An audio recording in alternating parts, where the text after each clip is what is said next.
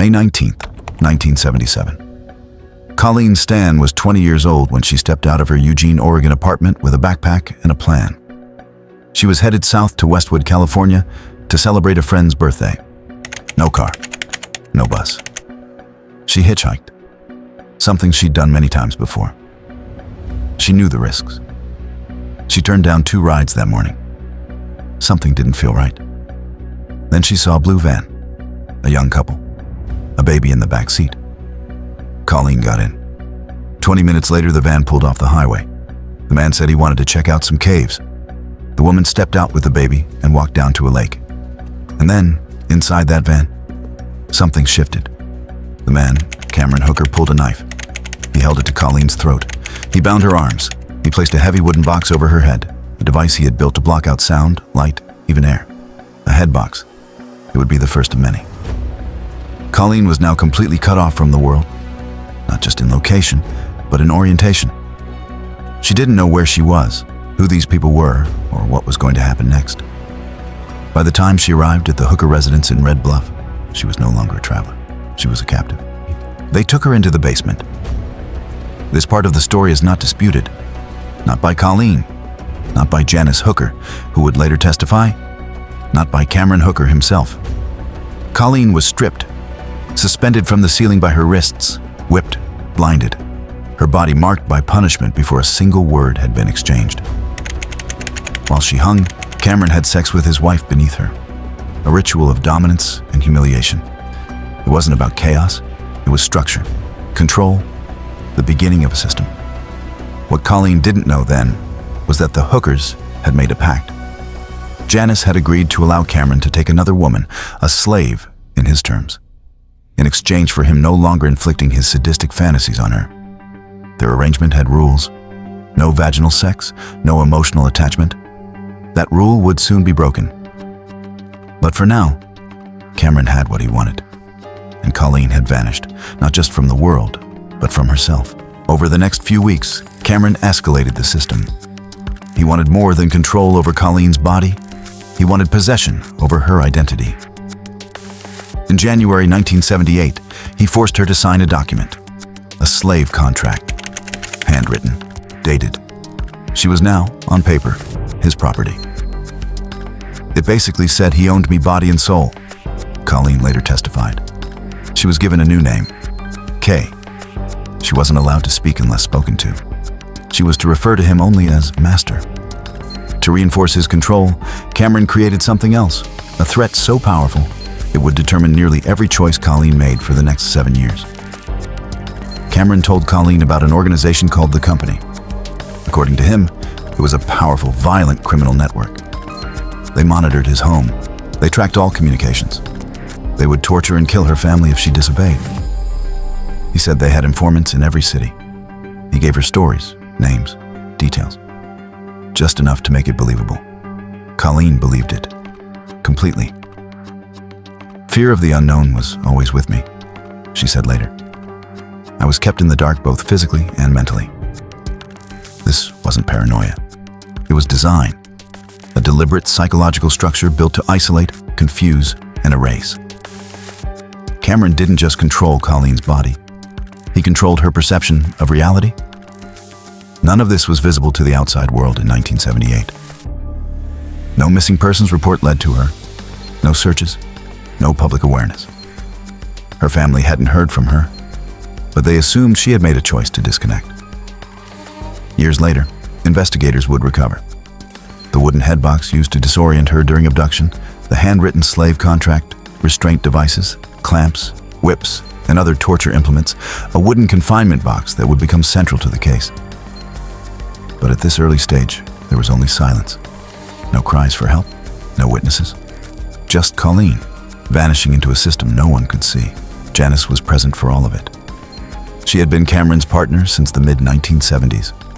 According to her testimony, she had endured years of abuse and manipulation herself. She later claimed that she believed what Cameron told her, that Colleen had agreed to be a slave. Whether that was denial, survival, or something else entirely remains debated. But the facts are these. Janice helped facilitate Colleen's confinement. She cared for the baby while Cameron carried out the rituals. She stood by while another woman was erased. And for years, she said nothing. After the contract was signed, the routine stabilized. Colleen was housed in a makeshift box, a smaller one, when not being used or punished. She was fed scraps, not allowed to speak, forbidden from eye contact. When she was let out, it was for cleaning, cooking, sex acts with implements, or to reinforce the rules of submission. Cameron taught her how to behave, how to stand, how to serve. He punished failure with electric shocks and beatings. He liked to whip me, she recalled. He had electroshocked me, he had burned me, he had done many things. But the most consistent tool was the company. That ever-present lie, that watchful eye. Colleen adapted, and adapted again, until resistance was no longer even a thought. Then, something changed. In March 1981, Cameron allowed Colleen to visit her family, alone. She was given bus fare and a cover story. If she broke the rules, if she said anything, the company would know, and they would act. Colleen visited for 24 hours. Her family was relieved, but confused. Her clothes were homemade. She had no money. She didn't explain where she had been. They thought she had joined a cult. She didn't correct them. Cameron arrived the next day posing as her boyfriend. Her family took a photo, Colleen and Cameron, smiling side by side. That photo would later be entered into evidence, a symbol of the power he held, not through physical force, but through the totality of belief. And Colleen returned with him, willingly, back to Red Bluff, back to the box. To those outside the case, this moment is the hardest to understand. Why didn't she run? She had a bus, a phone, her parents. The world was open. But Colleen didn't see that world. She saw the company. She saw threats, monitors, retribution, a network waiting to destroy everyone she loved if she slipped up once. "What if he catches me when I try to escape?" she later said. "There's a lot more to it than just walking away." Dr. Chris Hatcher would later explain this as simple coercion, not simple in its nature, but in its mechanics. A threat, repeated consistently, becomes a truth. And if death seems certain, submission becomes the safest path. The moral question isn't how the crime happened, it's how it was sustained. Janice Hooker stood by. Colleen Stan returned. Cameron Hooker added no new chains. He didn't need them, because the most effective captivity was already in place. In her mind, there is no system more effective than one a person believes they can't escape. After the family visit, Cameron reevaluated his approach. He had given Colleen too much freedom, he believed. So he built a new box, a larger, coffin-sized structure, insulated, sealed, designed for long-term confinement. He placed it under the waterbed he shared with Janice. For the next 3 years, Colleen would live inside that box for up to 23 hours a day. She would use a bedpan with her feet, eat minimal food, and say nothing unless told. Janice and Cameron slept above her. They watched television, made dinner, raised their children, and beneath them, in total darkness, Colleen Stan disappeared again.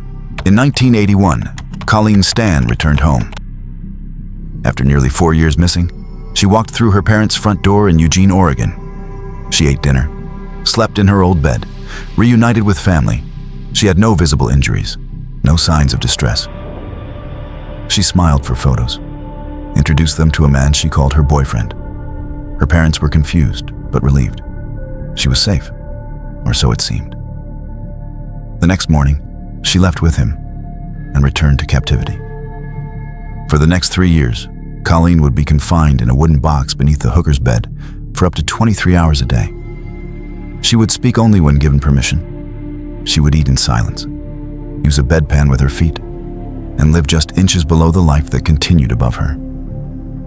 This wasn't a high-speed escape or a sudden takedown. This was a slow, controlled descent into silence, reinforced not by locks, but by belief. By 1981, Cameron decided to reduce the risk of Colleen's exposure. He built a new box, larger, more insulated, lined with padding and designed for long-term use. A rectangular wooden structure just big enough to lie down inside.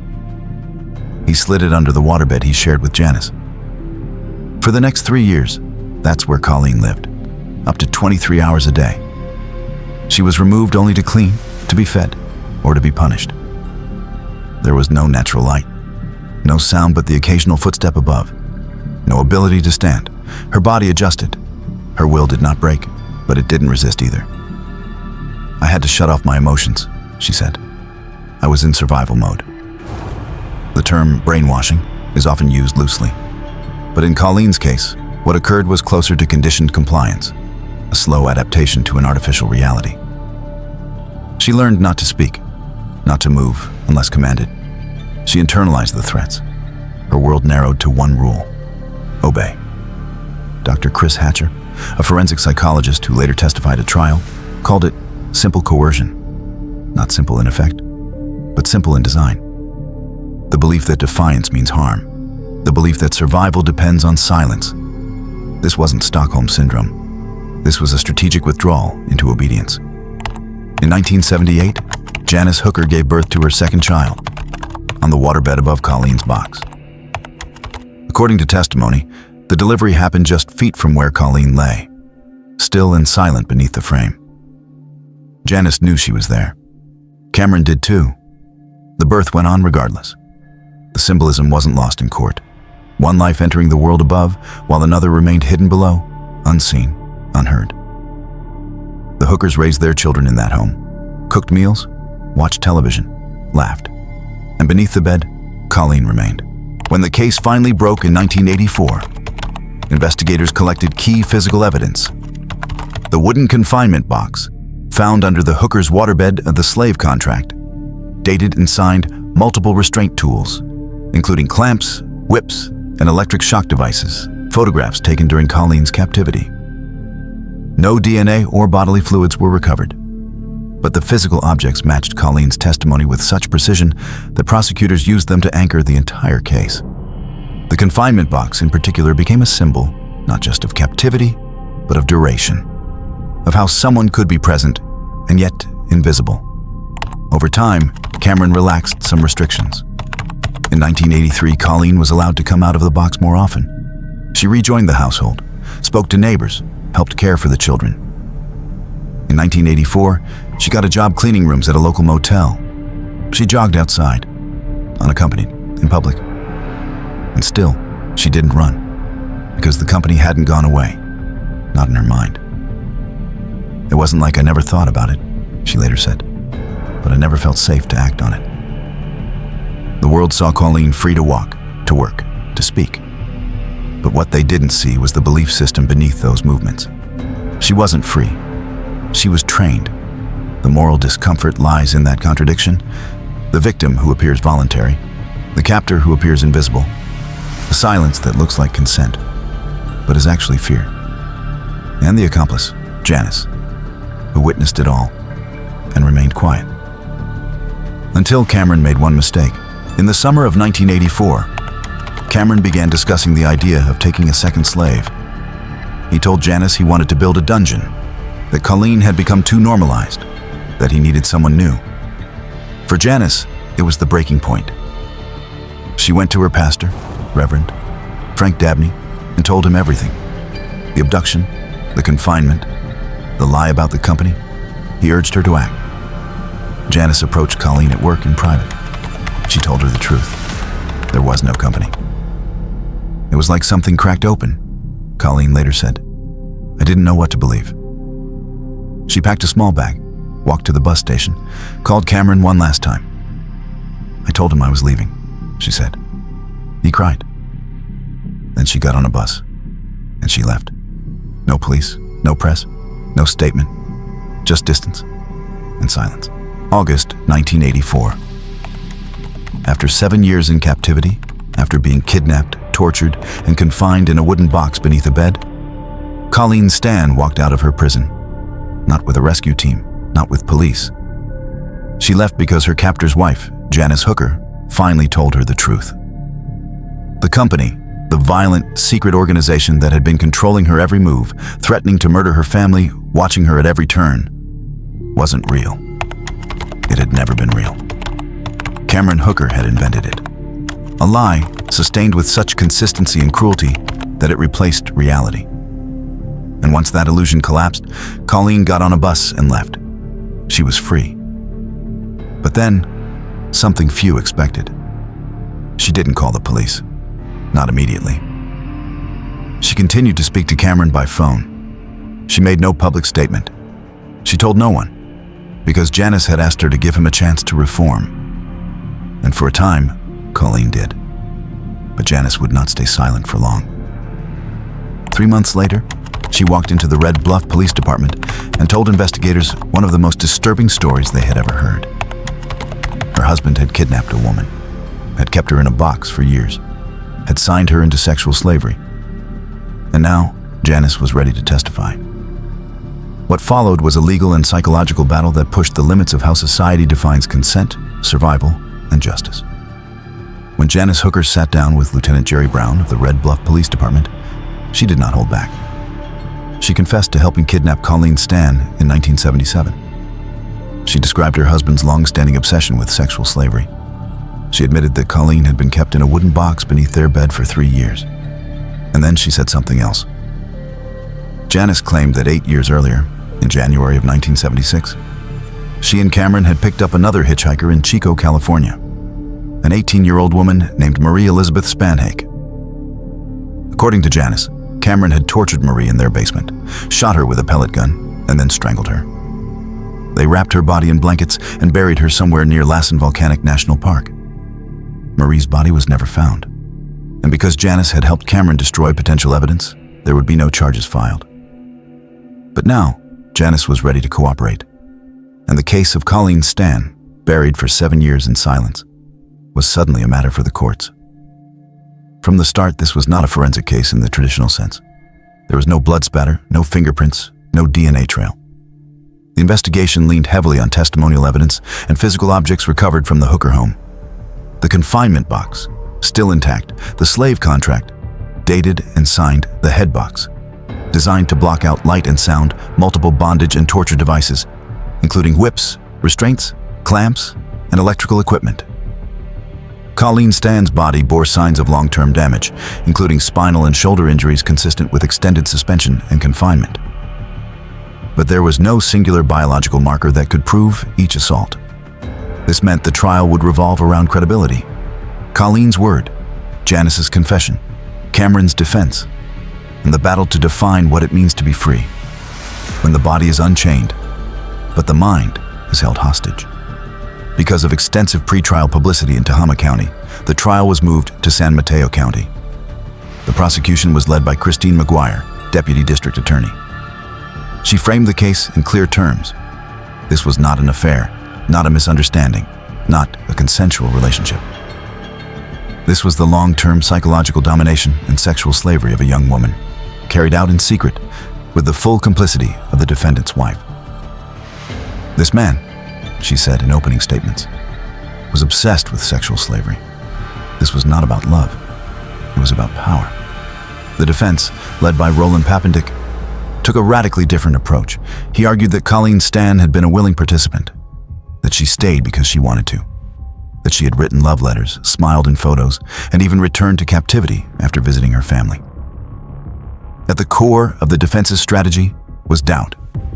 Doubt that someone could be so free and still be a prisoner. The case quickly became a battle of mental health professionals. For the prosecution, Dr. Chris Hatcher, a forensic psychologist and criminal profiler, testified that Colleen was a classic case of trauma bonding. He described her compliance not as consent, but as learned helplessness, cultivated through simple coercion. When someone believes that defiance means death, he said, compliance becomes a survival skill. Dr. Hatcher explained that captors often allow small freedoms, letting victims visit family, go jogging, even hold a job, as a way to test obedience. If the victim doesn't flee, the captor's power is reinforced. For the defense, Dr. Donald Lunde, a psychiatrist from Stanford University, argued that Colleen's behavior was inconsistent with captivity. He testified that she had likely fallen in love with her captor, that her physical condition suggested she hadn't been confined continuously, and that her behavior implied choice. The jury listened carefully. Throughout the trial, physical exhibits were introduced. The wooden box where Colleen spent up to 23 hours a day, the slave contract, in which she was declared Cameron's property.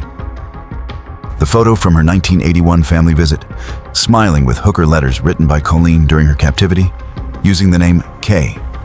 Each piece painted a picture. Not of a conventional kidnapping, but of a system of control, where physical restraints gave way to psychological chains. Colleen took the stand. Calm, clear, unshaken, she described the tortures, the rules, the silence. "I was told the company would hurt my family," she said.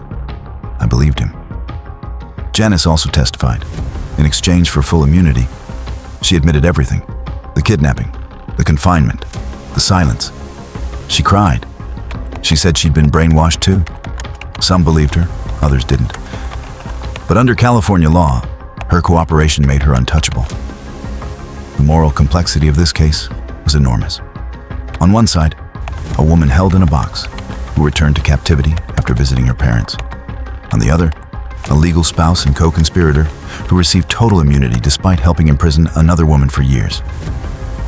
Some in the public expressed outrage. Others saw Janice as a battered wife. Christine McGuire defended the deal, saying that without Janice, there would be no case, no arrest, no justice. Still, many questioned whether justice was truly served. After 21 days of testimony, the jury delivered its decision. Cameron Hooker was found guilty on 16 counts, including kidnapping, rape, false imprisonment, and using a knife in the commission of a felony. 3 weeks later, Judge Clarence Knight sentenced him to 104 years in prison. At sentencing, the judge said, "This man is the most dangerous psychopath I have ever dealt with. He will remain a danger to women as long as he's alive." The courtroom was silent. There were no dramatic outbursts, no applause, just the quiet acknowledgement of the long road to justice. After the trial, Colleen Stan attempted to rebuild her life. She pursued an accounting degree. She volunteered at a women's refuge center. In interviews, she described how hard it was to re-enter the world, how overwhelming it felt to walk into a store, how strange it was to make choices again. She credited Dr. Chris Hatcher, who had testified at her trial, with saving her sanity. "He helped me understand that I didn't do anything wrong, that survival isn't shameful." There is still life after such a tragic thing, and I hope that that's what my story is to people, that they will see that, you know, we all have some kind of trauma or tragedy in our lives at some point. In a 2009 interview with CBS, she reflected on those early days of freedom. People had houses, cars, good jobs, and all they did was complain. "I had nothing, and I felt blessed." But even as she healed, the story wasn't over. In April 2015, Cameron Hooker became eligible for parole under California's elderly parole program. Colleen Stan testified at the hearing. His parole was denied. But in 2021, amid COVID-19 related prison reviews, authorities began re-evaluating his status. He was transferred to a state hospital and evaluated as a sexually violent predator. Under California law, that designation would mean he could be held indefinitely, even if technically eligible for parole. As of 2025, Hooker remains under ongoing review. His next parole eligibility hearing is scheduled for 2030. Today, Colleen Stan lives under a different name. Janice Hooker, now Janice Lashley, became a mental health professional. Cameron Hooker remains incarcerated, still insisting on his version of the truth. And the public continues to ask the question that has haunted this case for nearly 5 decades. Why didn't she run? But maybe the better question is, why did he need to build a box when fear was enough to keep her inside? This wasn't just a story about confinement. It was a story about belief, about how the human mind can be reshaped by terror, about how survival doesn't always look heroic. Sometimes it looks like silence, and how justice, even when it comes, doesn't always bring closure.